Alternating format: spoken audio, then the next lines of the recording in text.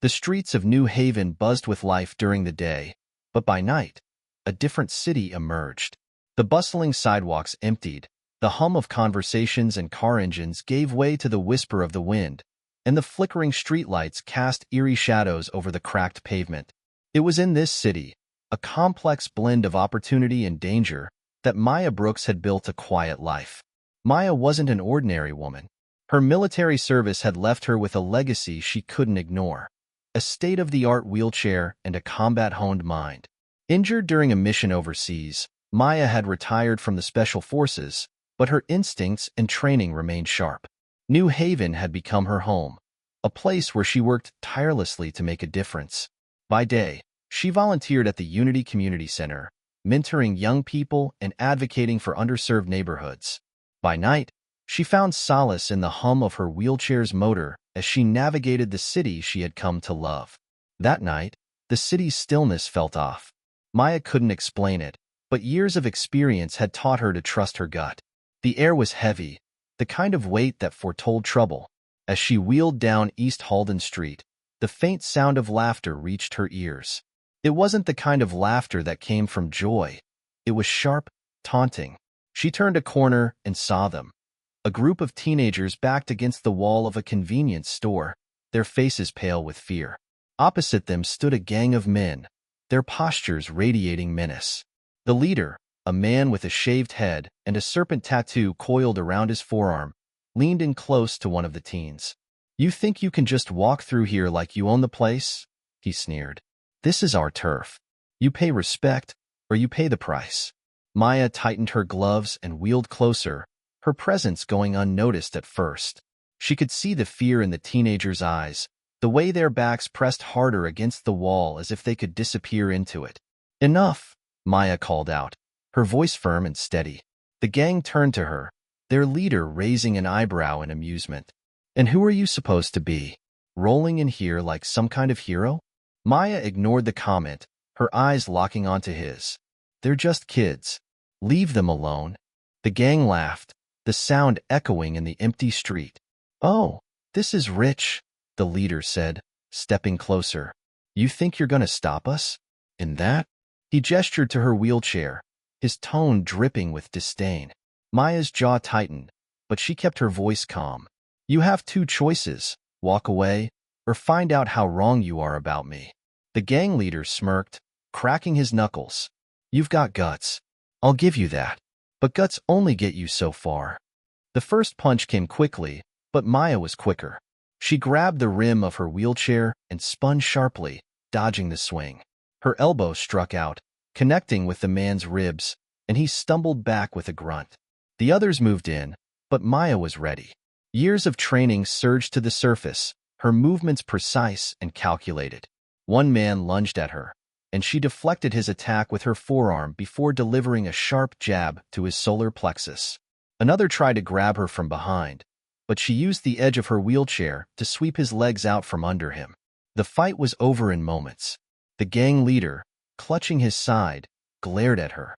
"You'll regret this," he spat before retreating with his crew into the shadows. Maya turned to the teenagers, who were still frozen against the wall. "You're safe now," she said, her voice softening. "Go home, and next time, stick to well-lit areas." They nodded quickly, murmuring their thanks before hurrying off. Maya watched them disappear around the corner, her body still humming with adrenaline.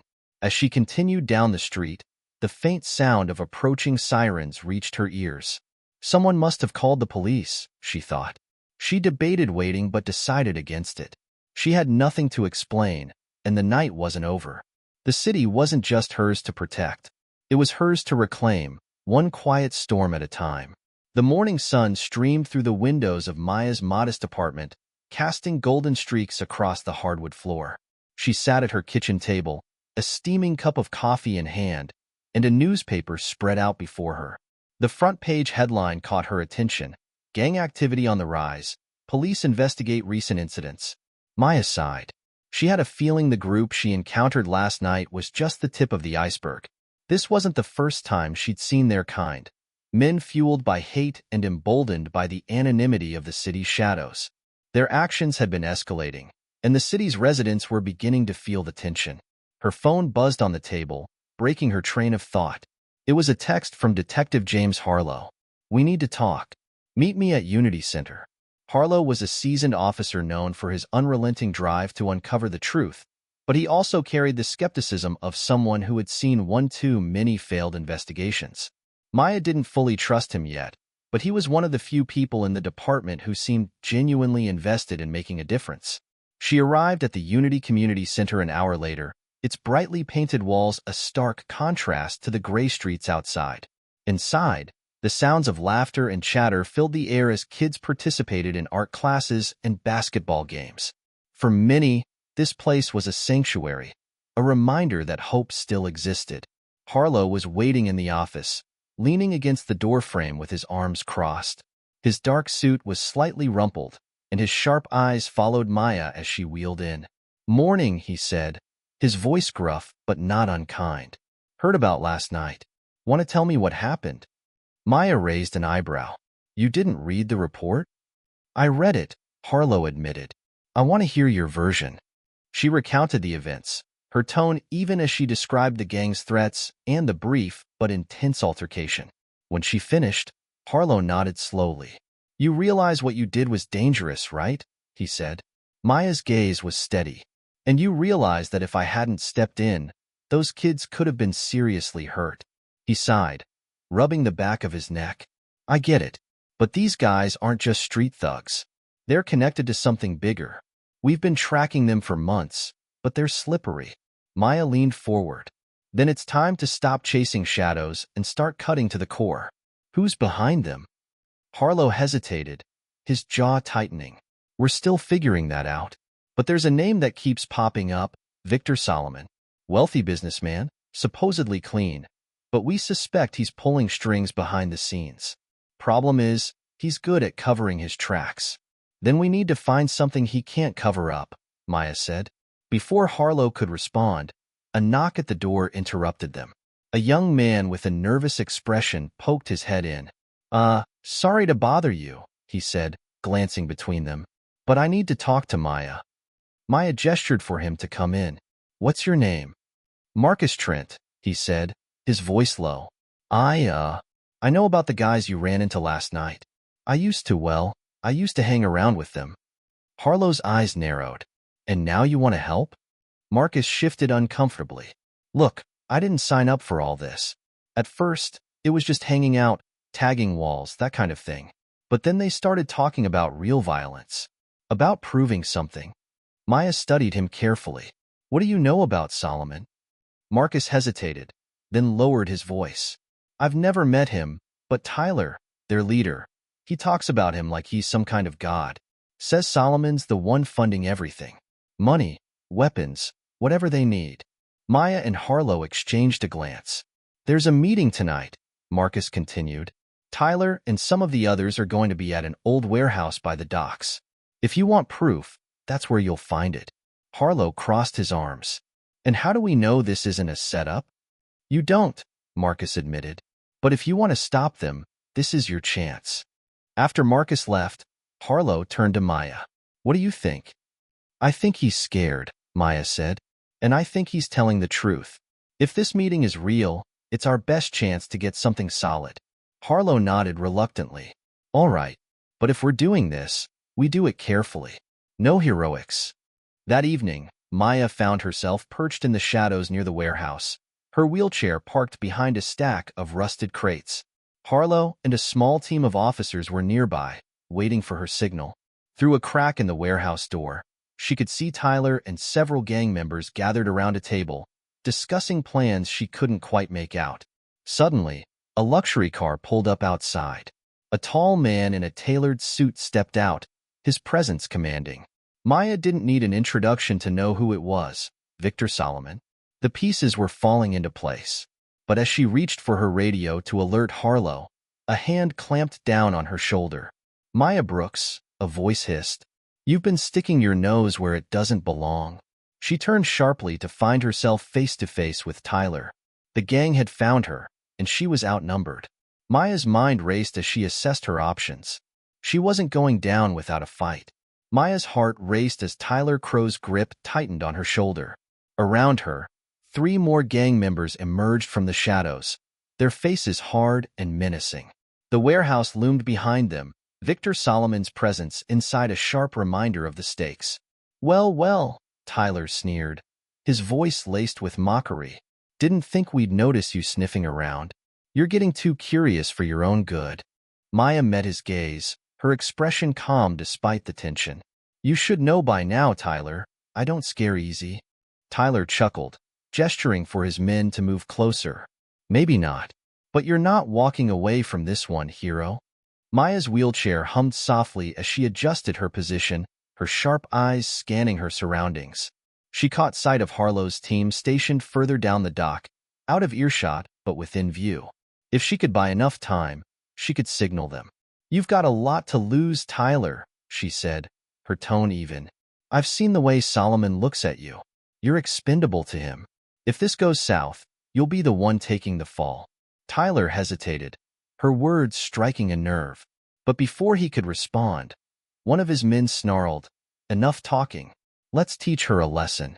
As the man lunged, Maya spun her chair sharply, the reinforced frame catching his knee and sending him sprawling to the ground. She grabbed the baton strapped to her side and swung it upward, connecting with the next attacker's ribs. Chaos erupted. Inside the warehouse, Victor Solomon stood at the head of the table, reviewing plans with his men. The conversation was cold and methodical, outlining supply routes, weapon distributions, and the locations of future attacks. "These are symbolic targets," Solomon explained, tapping a map. "Community centers, places of worship, schools. We're not just spreading fear. We're dismantling unity." One of his lieutenants shifted nervously. "What about the police? They've been circling closer." Solomon's lip curled in disdain.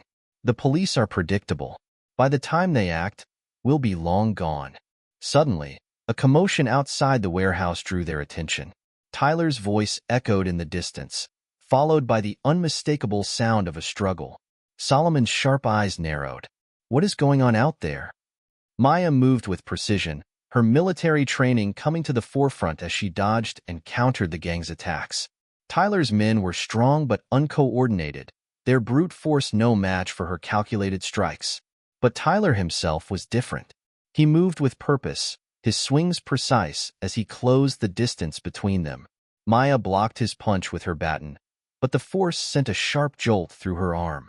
"You think you're clever?" Tyler growled, his face twisted with anger. "All your little tricks won't save you." Maya smirked, her voice steady despite the exertion. "Then come and prove it."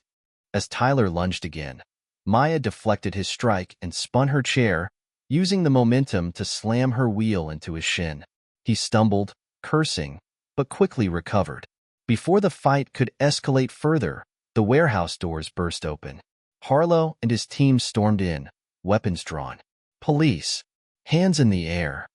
Harlow shouted. Tyler froze, his eyes darting between Maya and the officers. Behind him, Victor Solomon emerged from the warehouse, his expression cold and calculating. "Enough," Solomon said, his voice cutting through the chaos like a blade. "This isn't the place for theatrics." Harlow's gaze locked onto Solomon. "Victor Solomon, you're under arrest for conspiracy and funding criminal activity. Put your hands where I can see them." But Solomon didn't flinch. Instead, he gave a small, almost amused smile. "Detective, do you have any idea who you're dealing with? This won't end the way you think." As the officers began to secure the gang members, Solomon turned to Maya, his demeanor unnervingly calm. "You've been persistent," he said, his voice smooth. "But persistence only gets you so far. You're in over your head, Ms. Brooks." Maya met his gaze, unyielding. "Funny, I was about to say the same thing." Solomon's smile faltered, just for a moment, as Harlow cuffed him. "This isn't over," Solomon said as he was led away. "You've won a battle, but the war is far from finished."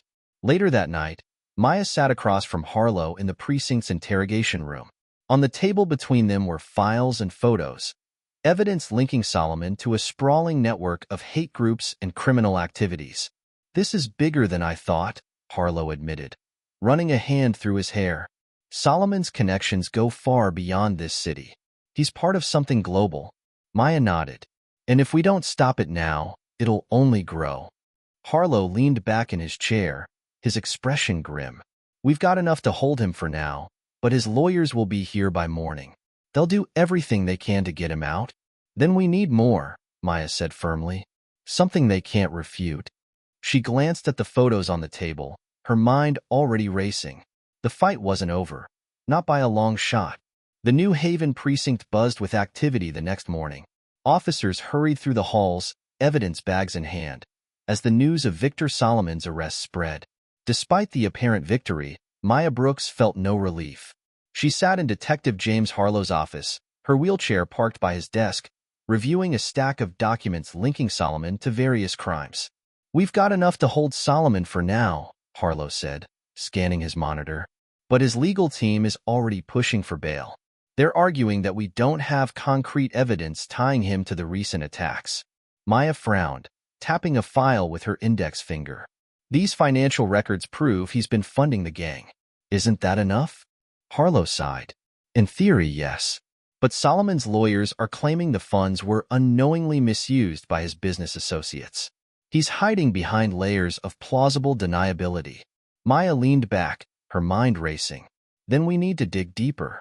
If he's this well protected, we can't afford any gaps in the case. Before Harlow could respond, his office door opened, and a young officer stepped in, his face pale. Detective, we have a situation. Tyler Crow escaped custody during transport. Maya stiffened. How? Ambush, the officer explained. A group of armed men intercepted the van. It was coordinated. Harlow slammed his hand on the desk. Damn it.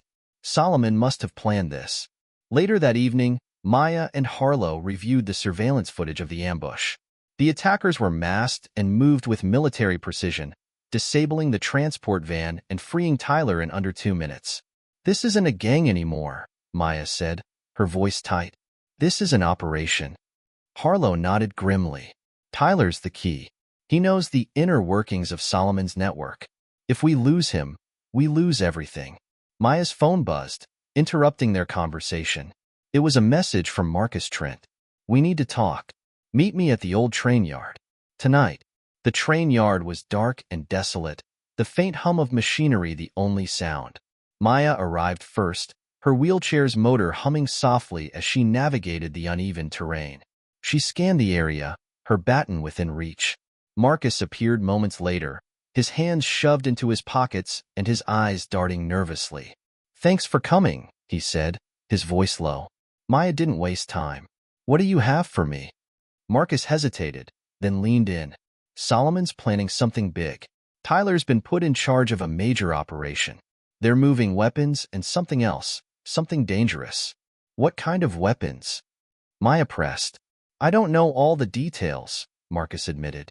But they're using the warehouse near the docks as a staging ground. Tyler's there now, coordinating everything. Maya narrowed her eyes. And why are you telling me this? What's in it for you? Marcus looked away, his shoulders slumping. I just want out. I didn't sign up for this. But Tyler, he's not going to stop until someone puts him down. Before Maya could respond, the sound of approaching footsteps echoed through the yard. She turned sharply to see 2 armed men emerging from the shadows, their guns trained on her and Marcus. You really should have kept your mouth shut, Marcus. One of them sneered. The men moved in, their weapons glinting in the dim light.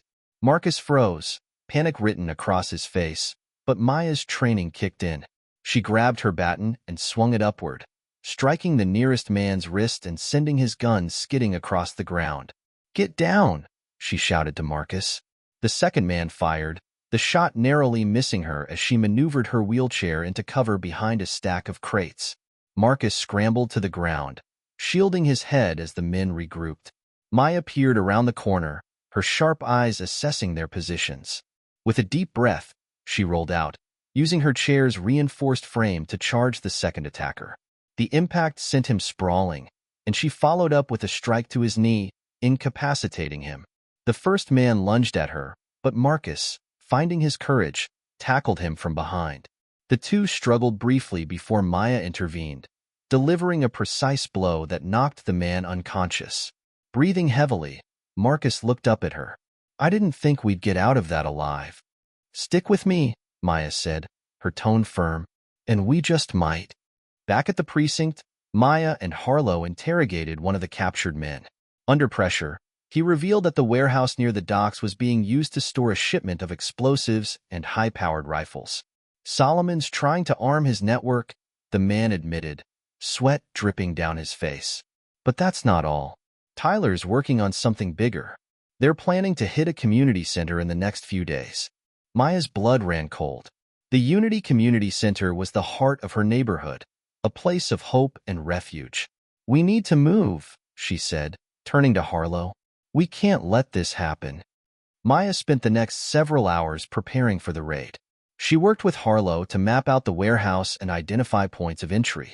The plan was risky. Solomon's men were well-armed and likely prepared for an attack, but there was no other option. As the team assembled at the docks that night, Maya felt a familiar surge of adrenaline. This wasn't just about stopping Solomon or Tyler. It was about protecting the community she had sworn to defend. The raid began in silence, officers moving swiftly to surround the warehouse. But as Maya approached the entrance, the sound of shouting erupted from inside. Tyler had anticipated their arrival. The doors burst open, and a hail of gunfire lit up the night. Maya ducked behind a metal container, her heart pounding. She could see Tyler in the distance, barking orders as his men scrambled to defend their position. "We're pinned down," Harlow shouted over the comms. Maya's mind raced. If they didn't act quickly, Tyler would escape again, and the weapons would be lost.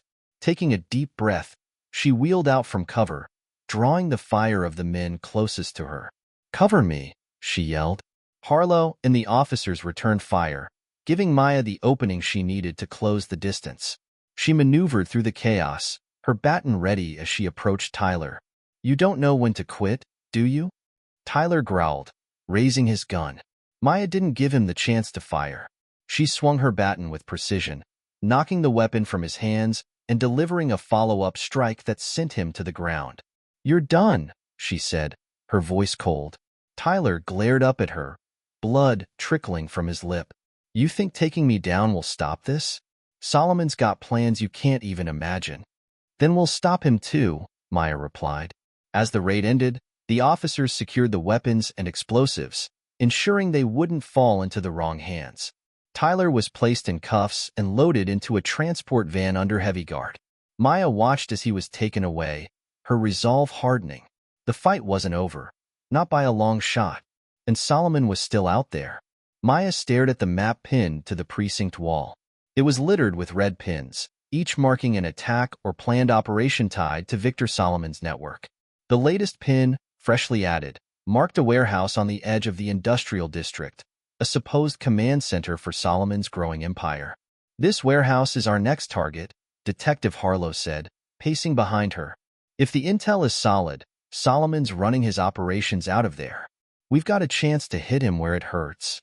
Maya didn't respond immediately. Her eyes lingered on the map, her mind replaying the events of the past weeks. Every step forward had cost them lives, trust, time. And yet, Solomon remained elusive. "We can't go in blind," she finally said, turning to face Harlow. "He's too careful. If we don't do this right, he'll slip away again." Harlow nodded. "We're already working on securing a warrant, but Solomon's lawyers are making it hell. They've tied up every move we've made in legal red tape." "Then we act outside the red tape," Maya said, her voice steady. Harlow frowned. "You're not suggesting—" "I'm not waiting for another child to be caught in the crossfire, Harlow. You know this is bigger than following the rules." Before Harlow could respond, the office door opened, and Elliot Monroe stepped in, his laptop under one arm.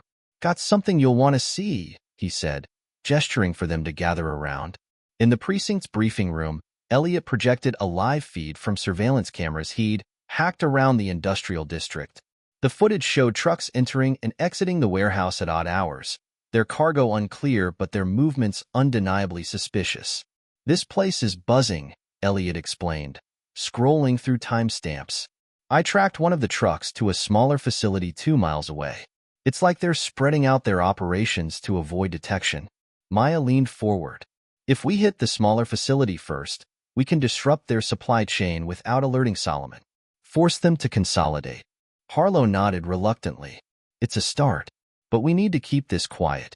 If Solomon gets wind of what we're doing, he'll vanish. Later that night, Maya and Harlow led a small team to the secondary facility, a nondescript building tucked away in a neglected part of the city. The operation was surgical, quick, and precise. Inside, they found crates of weapons, cash, and documents linking the facility to Solomon's shell companies. As the officers secured the evidence, Maya spotted something unusual in one of the crates, a stack of maps marked with red circles. "What's this?" she murmured, pulling one out. Harlow peered over her shoulder. "Targets," he said grimly. "And it looks like they're planning something big." One of the maps was of New Haven, with a circle around the Unity Community Center. Maya's heart clenched. "They're going after the center," she said, her voice tight. "We have to stop them." The following day, Maya and Elliot pored over the maps and documents recovered from the raid. They identified several other targets across the city, each chosen for its symbolic value. Places where communities gathered, thrived, and connected. "It's not just about destruction," Elliot said. "It's about sending a message, breaking people's spirits." Maya's jaw tightened. "Then we send our own message. We're not backing down." Their next move was to infiltrate the warehouse itself, a far riskier operation. The facility was heavily guarded, with armed men patrolling the perimeter and surveillance cameras monitoring every angle. "This isn't just a warehouse," Elliot explained, showing them a schematic of the building. "It's a fortress. They've got reinforced walls, motion sensors, the works." Maya studied the layout, her mind already calculating their approach. "We'll need a distraction," she said. "Something to pull their attention away from the main entrance." Harlow nodded. "And once we're inside, we take out their communications first," Maya replied. "Then we secure the evidence and disrupt their operations." On the night of the raid, the team approached the warehouse under the cover of darkness. Elliot stayed in the surveillance van, guiding them through the cameras he'd hacked earlier. "2 guards by the main gate," he whispered through their earpieces, "and another 3 patrolling the side lot." Maya, Harlow, and a small group of officers moved in with precision, taking out the guards silently. The air was thick with tension as they entered the building, their footsteps muffled by the concrete floors. Inside, the warehouse was a labyrinth of crates and equipment. Men in tactical gear moved between stations, their voices low as they discussed shipments and plans. Maya spotted the control room on an elevated platform and signaled to Harlow. "That's where we start," she said. As they ascended the stairs, a guard spotted them and shouted, raising the alarm. Chaos erupted. Gunfire echoed through the warehouse as Solomon's men scrambled to defend their position. Maya ducked behind a crate, her baton at the ready. She could see Harlow and the officers returning fire, their movements controlled and deliberate. "We need to move," Harlow shouted. Maya nodded, weaving through the chaos as she made her way to the control room. Inside, she found rows of monitors displaying live feeds from other facilities and documents detailing Solomon's operations. "This is it," she murmured, grabbing as much as she could. Suddenly, a figure loomed in the doorway. It was Tyler, his face twisted with fury. "You just can't leave well enough alone, can you?" he growled, raising his weapon. Maya didn't hesitate. She swung her baton, knocking the gun from his hands. The two clashed in a brutal fight, their movements a blur of strikes and counters. "You're too late," Tyler snarled as he lunged at her. Maya dodged, delivering a sharp jab to his side. "We'll see about that," she retorted. The fight ended with Tyler on the ground, gasping for breath as officers stormed the control room. Maya handed the recovered evidence to Harlow, her eyes blazing with determination. "This is the start," she said. "We're breaking his network piece by piece." Harlow nodded. "But Solomon won't go down without a fight." Maya's lips pressed into a thin line. "Neither will we." As they exited the warehouse, the night air felt heavy with both victory and the weight of what lay ahead. The line had been drawn, and there was no turning back. The evidence recovered from the warehouse painted a clear picture. Victor Solomon's operation was far larger and more dangerous than anyone had anticipated. Maya and Detective Harlow stood in the precinct's operations room, surrounded by maps, files, and photos of suspects linked to Solomon's network. Elliot Monroe, seated at his laptop, was typing furiously. "The documents from the warehouse confirm it," he said, his voice tight. "Solomon's planning a coordinated attack. Multiple targets, all scheduled for the same day. This isn't just local, it's nationwide." Harlow rubbed his temples. "We're running out of time. When are these attacks supposed to happen?" Elliot pulled up a schedule from the confiscated files. 3 days from now. They're hitting community centers, places of worship, and public gatherings. They're not just trying to scare people, they're trying to incite chaos. Maya clenched her fists. "Then we shut them down before they can make their move. What about the weapons? The biological agent? Do we know where they're keeping them?" Elliot nodded grimly. "Based on the truck routes we've tracked and the supply chain records, there's a high chance they're using the abandoned steel mill on the edge of the industrial district. It's isolated, and the layout matches the schematics we pulled." Harlow straightened. "That's our target. If we can hit the steel mill, we can disrupt their logistics and take out their remaining resources." "But it won't be easy," Maya interjected. "Solomon knows we're coming. He'll be ready." Harlow met her gaze, his jaw set. "Then we need to be ready too." Later that night, Maya sat in her apartment, reviewing the steel mill schematics. The operation was risky. Solomon's men were well armed, and the location itself was a maze of machinery, catwalks, and narrow corridors. Her phone buzzed, interrupting her thoughts. It was a message from Marcus Trent. "I need to meet. Got something big." Maya hesitated, then replied. "Where?"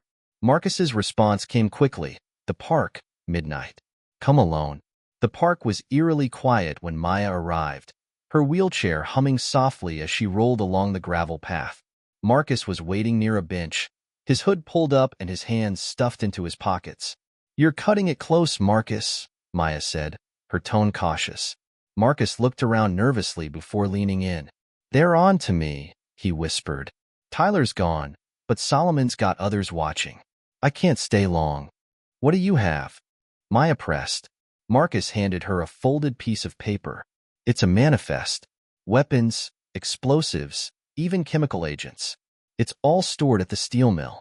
They're planning to move it in the next 48 hours. Maya unfolded the paper, scanning its contents. The list was extensive, detailing everything from high-powered rifles to canisters labeled with chemical hazard symbols. "This is it," she said, her heart pounding. "This is what we need to stop them."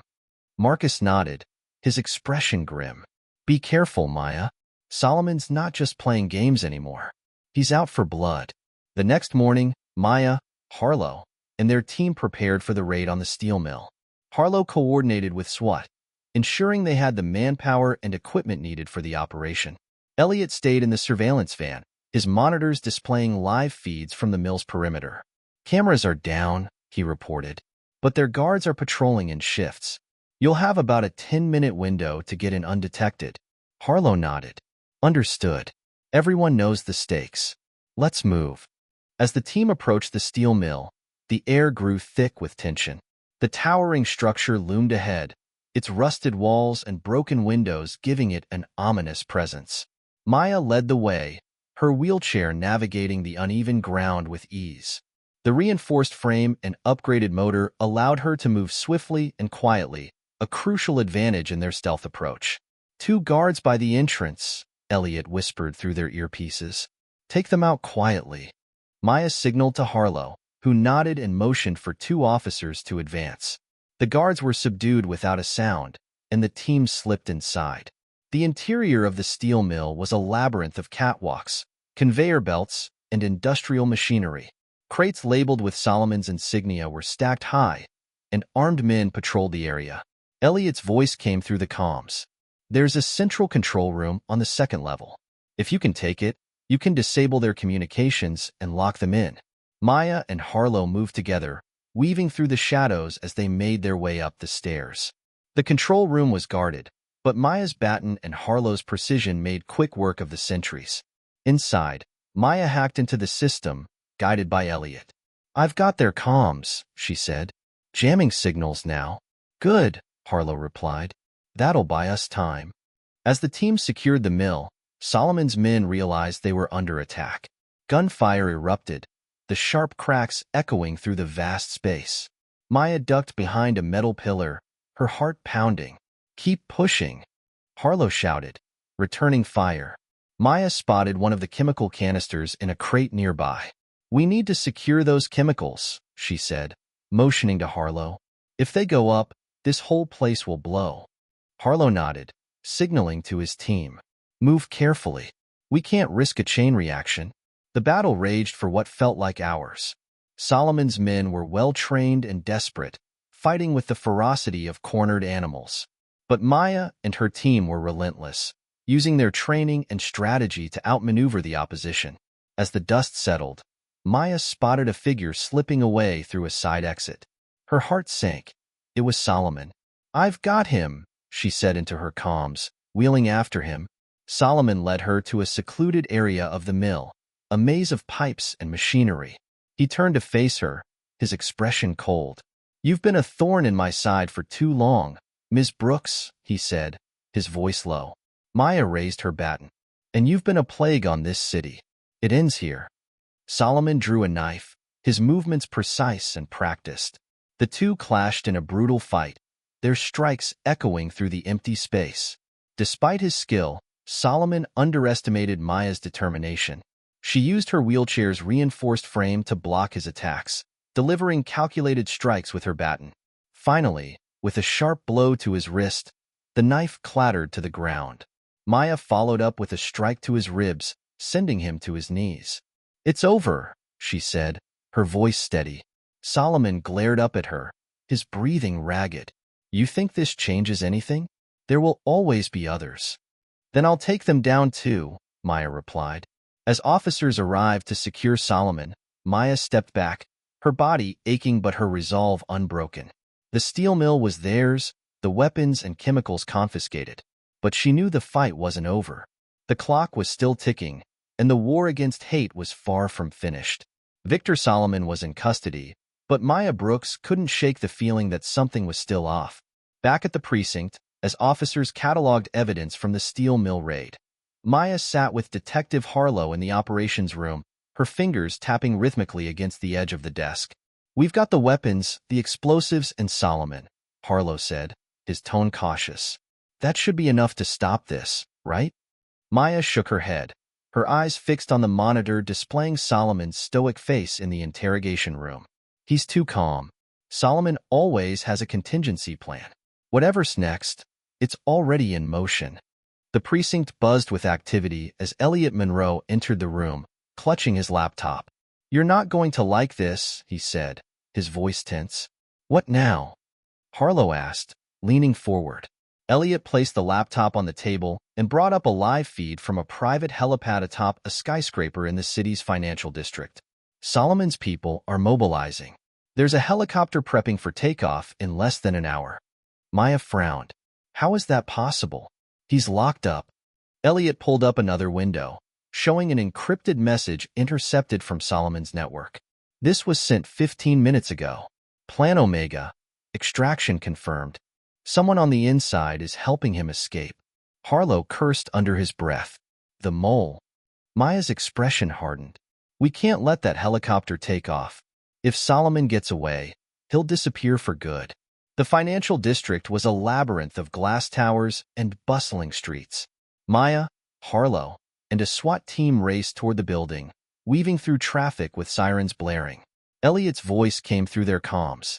I've hacked into the building's security system. The helipad is on the roof, but Solomon's people have locked down the elevators. You'll need to take the stairs. Maya smirked. Guess I'll take the scenic route.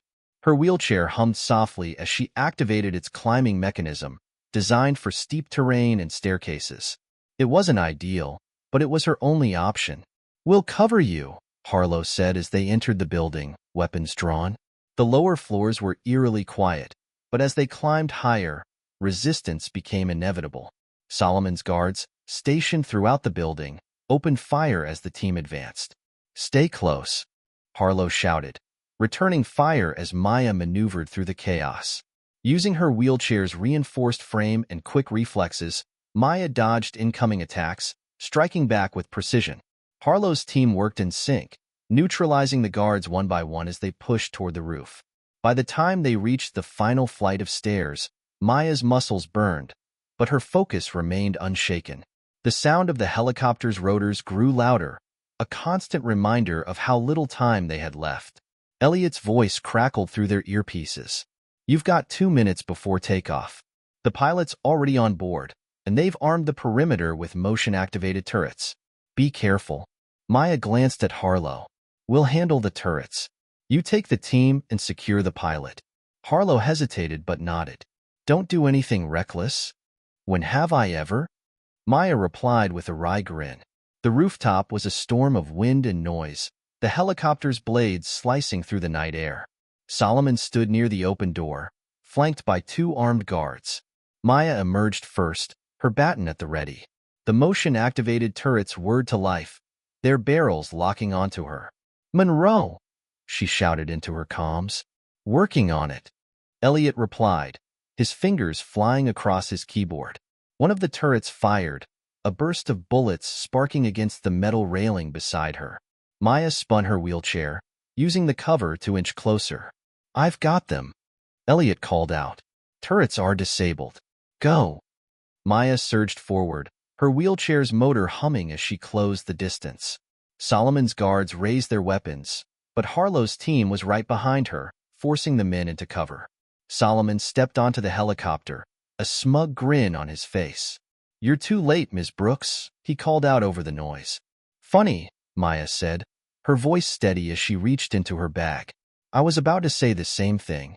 She pulled out a grappling hook and fired it at the helicopter's skid. The hook latched on, the rope going taut as the aircraft began to lift off. With a determined push, Maya propelled herself forward, the rope pulling her wheelchair toward the edge of the roof. The helicopter jerked, the pilot struggling to maintain balance as the added weight disrupted its stability. One of Solomon's guards lunged at Maya, but she swung her baton, striking him across the jaw. Another guard tried to grab the rope, but Harlow fired a well-placed shot, sending the man sprawling. Solomon's smugness faded as the helicopter tilted dangerously. He grabbed onto the doorframe, shouting at the pilot. Maya released the rope, allowing the helicopter to stabilize briefly. Then, using the distraction, she wheeled forward and launched herself into the open door. The interior of the helicopter was cramped, and Solomon was ready for her. He lunged, his movements quick and practiced, but Maya anticipated the attack. She blocked his strike with her baton, twisting to deliver a sharp jab to his ribs. "You don't know when to quit," Solomon snarled, grabbing for her arm. "Neither do you," Maya retorted, slamming her elbow into his shoulder. The fight was brutal and close quarters, each blow reverberating through the aircraft. Maya's training gave her the edge, her strikes precise and unrelenting. Finally, with one last effort, she drove Solomon back, sending him stumbling toward the open door. Outside, Harlow and his team had secured the rooftop. The SWAT team aimed their weapons at the helicopter, ready to intervene if necessary. "Solomon," Maya shouted, her voice cutting through the chaos. "It's over. Surrender now, or I'll make sure you don't walk away from this." Solomon hesitated, his eyes darting to the pilot, who was frantically trying to regain control. Realizing he had no escape, Solomon raised his hands in defeat. "You're relentless," he said, a bitter smile crossing his face. "I'll give you that." "Get used to it," Maya replied. Moments later, Solomon was dragged from the helicopter in cuffs, his empire crumbling around him. As the SWAT team secured the scene, Maya sat at the edge of the roof, catching her breath. Harlow approached, a rare smile on his face. "You did it." Maya shook her head. "We did it. But this fight isn't over." Harlow nodded. "No, it's not. But tonight, we won." As the city lights sparkled in the distance, Maya allowed herself a small moment of satisfaction. Justice had prevailed, for now. The arrest of Victor Solomon made headlines the next morning. News outlets buzzed with the story of the man who had orchestrated a nationwide network of hate, violence, and terror. The media hailed the operation as a landmark victory for justice, but for Maya Brooks, the fight felt far from over. She sat in the Unity Community Center, watching children play in the gymnasium. The cheerful sounds of laughter were a stark contrast to the grim realities she had faced in recent weeks. Harlow entered the room, carrying 2 steaming cups of coffee. "Thought you might need this," he said, placing a cup on the table in front of her. Maya glanced up with a faint smile. "Thanks." Harlow sat down across from her, his expression serious. "Solomon's arraignment is set for tomorrow. The DA's office thinks they've got an airtight case, but you don't trust it," Maya finished for him. Harlow nodded. "His lawyers are already pushing back, claiming entrapment, mishandled evidence. You name it. They're doing everything they can to weaken our case." Maya's grip tightened on her coffee cup. "Then we make sure they don't succeed." "What about the rest of his network?" "Still scattered," Harlow admitted. "Elliot's working on tracking down the remaining members, but Solomon was the hub. With him in custody, the network's falling apart." Maya looked out at the gymnasium, her voice quieter. "And Tyler?" Harlow hesitated. "He's been silent since his arrest. Refuses to talk."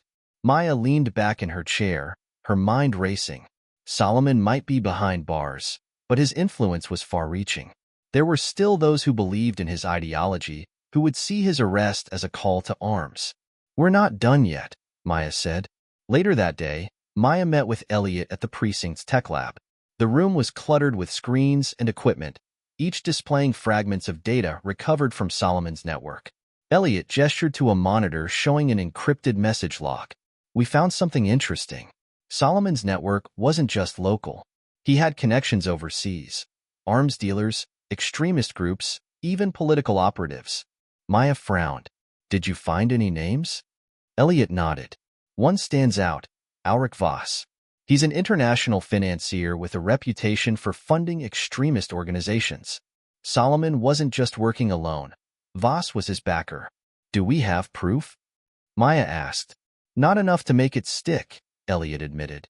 "But we found a series of wire transfers linking Voss's offshore accounts to Solomon's shell companies. It's a start." Maya's mind raced.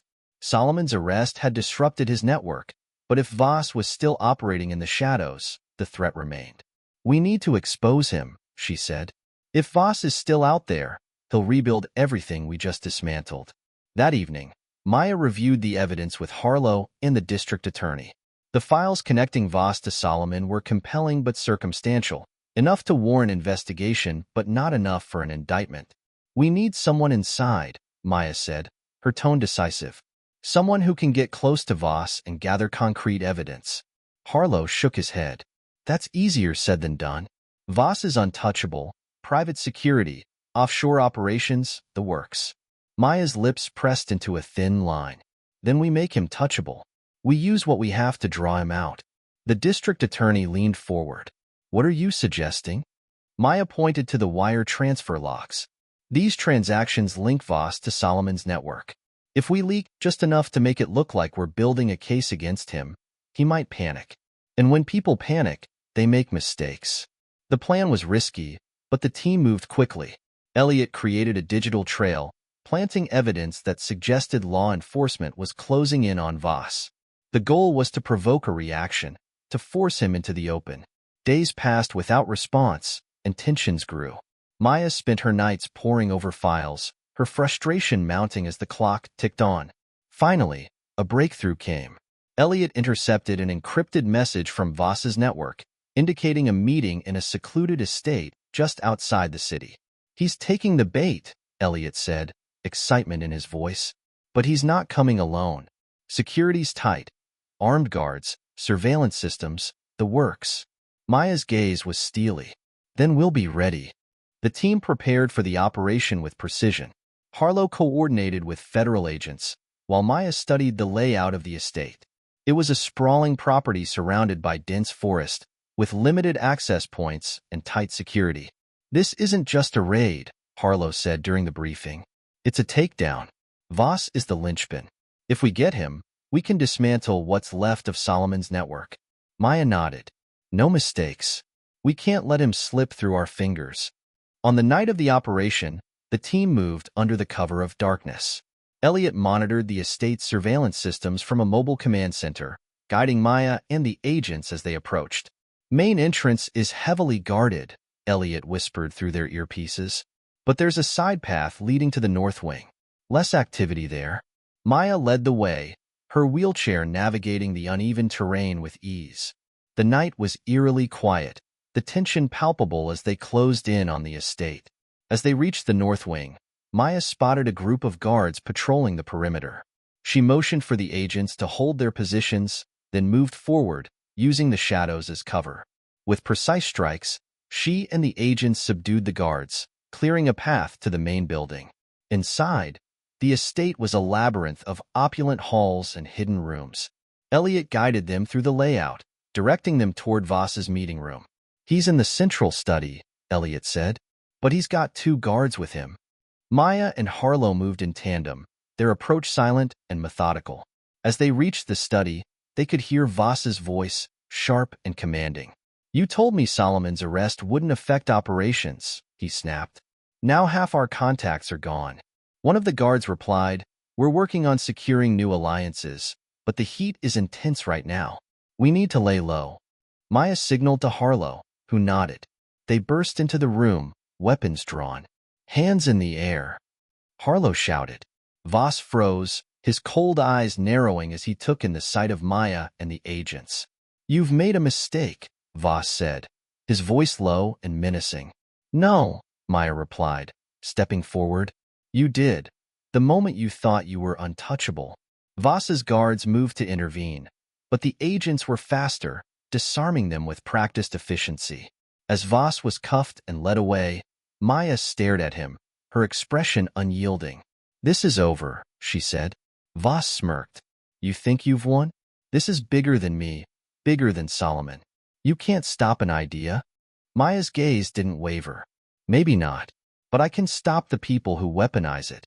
Back at the precinct, the air was heavy with both triumph and exhaustion. The arrest of Ulrich Voss was a monumental step, but Maya knew the battle against hate and extremism was far from over. "We did good tonight," Harlow said as they reviewed the evidence. Maya nodded. "We did, but this is just the beginning." As she wheeled out of the precinct, the first rays of dawn broke over the city. The fight wasn't over, but for the first time, she felt they were truly making progress. The courtroom was silent, save for the steady tapping of Maya Brooks' fingers against the armrest of her wheelchair. Across the room, Victor Solomon sat at the defense table, flanked by his high-priced attorneys. To his right was Ulrich Voss, the architect of an international network of hate and violence, his expression cold and calculating. Today marked the final chapter of a battle that had consumed Maya for months. The prosecution was armed with an overwhelming trove of evidence: financial records, wiretap transcripts, and the testimonies of former gang members who had turned against their leaders. As the judge entered, the courtroom rose, the atmosphere charged with anticipation. Maya's resolve was as sharp as ever, but the weight of the journey bore down on her shoulders. The lead prosecutor, Caroline Torres, approached the jury with the confidence of someone who knew her case was airtight. "Ladies and gentlemen of the jury," she began, "what you will hear today is not just the story of crimes committed by these men. It is the story of lives torn apart by their ideology. Hate, fear, and violence. That is what they peddled, and it is what we are here to dismantle." Torres laid out the evidence in painstaking detail. The financial transfers connecting Voss to Solomon's operations. The weapons and explosives discovered in the steel mill and other locations. Surveillance footage of Solomon giving orders to his men.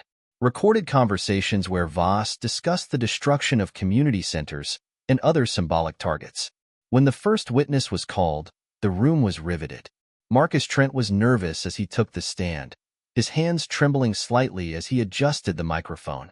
"I was part of the gang," he began, his voice unsteady. "I believed what Solomon told us, that we were fighting for something bigger. But it wasn't a cause. It was just hate. They wanted to divide people, to scare them." Marcus recounted how he had been lured into the group with promises of purpose and belonging, only to realize too late the darkness of their mission.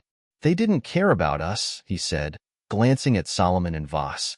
We were just tools for their agenda. As the trial progressed, the defense tried every tactic to discredit the prosecution's case. They argued that the evidence was circumstantial, that Solomon and Voss had been framed, and that the witnesses were unreliable. But the turning point came when Maya herself took the stand. The courtroom fell silent as Maya wheeled herself to the witness stand. Her calm, steady demeanor commanded attention. "Ms. Brooks," Torres began, "can you describe your first encounter with Victor Solomon's network?" Maya nodded, recounting the ambush in the alleyway, the weeks of surveillance, the fights in the steel mill and warehouse, and the final rooftop showdown. "They underestimated me," she said, her voice clear. "They thought a woman in a wheelchair couldn't fight back. But what they didn't understand was that I wasn't just fighting for myself. I was fighting for everyone they tried to silence." When the defense cross-examined her, they tried to paint her actions as reckless, implying she had overstepped her bounds.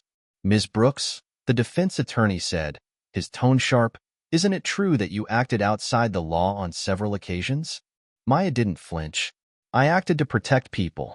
When the law wasn't fast enough, I made sure justice didn't wait." The jury deliberated for 2 tense days. The city held its breath, the trial dominating every headline and conversation. Maya spent the time visiting the Unity Community Center, helping with a mural the children were painting on one of the walls, a vibrant depiction of unity and resilience. On the 3rd day, the verdict came. The courtroom was packed as the jury filed in. The foreperson stood, holding the slip of paper that would determine the fate of Solomon and Voss. On the charge of conspiracy to commit domestic terrorism, the foreperson began, "We find the defendants guilty." The word echoed through the courtroom. On the charge of weapons trafficking, guilty. On the charge of incitement to violence, guilty. Each verdict was another step toward justice. Maya exhaled deeply, the tension in her chest finally easing. As the judge delivered the sentence, life imprisonment without the possibility of parole, Solomon's composure cracked. He slammed his fists on the table, shouting, "This changes nothing. There will always be people like me." Maya met his gaze, her expression unyielding. "Maybe, but people like me will always be there to stop you." Voss remained silent, his icy demeanor intact, but for the first time, a flicker of defeat crossed his face. The aftermath of the trial was a whirlwind of interviews, celebrations, and reflection. The Unity Community Center hosted a vigil that evening, its halls filled with the hum of voices united in hope. Maya spoke at the gathering, her voice steady but emotional. "We fought for justice, and today we won. But this isn't the end. The fight against hate isn't about one trial or one person. It's about standing up every day for what's right. Together, we can make sure fear never wins." The crowd erupted into applause, candles held high as a symbol of light against the darkness. In the weeks that followed, Maya's work continued. She founded a non-profit organization dedicated to combating hate and supporting survivors of violence. Her story became a rallying cry, inspiring communities across the country to stand together. One evening, as she wheeled through the community center, Marcus approached her, a shy smile on his face. "You did it," he said simply. Maya smiled back. "We did it." Together, they looked out at the mural, now complete, a testament to the resilience of a community that refused to be broken. As the sun set over New Haven, Maya felt a renewed sense of purpose. The battle wasn't over, but the light of justice burned brighter than ever.